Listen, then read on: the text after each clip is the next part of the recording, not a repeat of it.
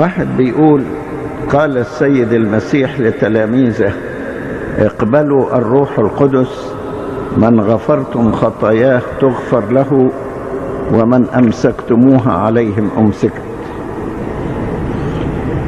فما هي الخطية التي يمكن أن تمسك على الإنسان؟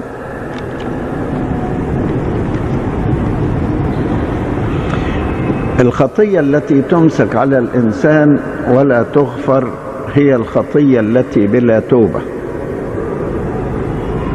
الخطية التي بلا توبة، أو الخطية التي لا يعمل مرتكبها على علاج نتائجها. يعني واحد يظلم إنسان ويجي يقول للأب: حللني، يقول له: الله يحلك؟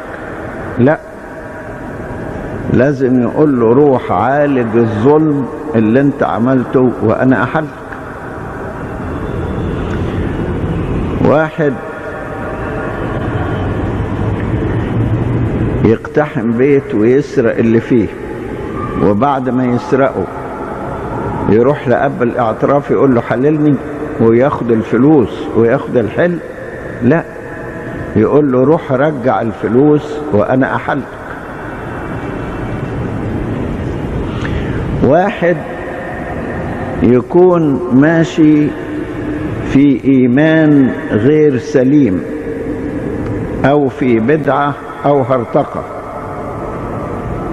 يجي يقول: حاللني، وهو لسه في البدعة ولسه في الهرطقة، يقول له: لا، ما نحلكش.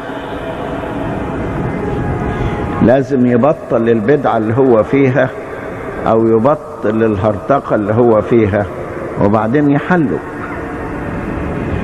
كلمة الحل بقت رخيصة، إن كل واحد يعمل زي ما هو عايز ويفضل في اللي هو فيه وبعدين يقول: حللني. تيجي ازاي دي؟ يبقى إنسان ما تبش. علشان يحالل لازم يتوب، وعلشان يتوب يترك ما هو فيه، وعلشان يترك ما هو فيه يعالج النتائج بتاعته.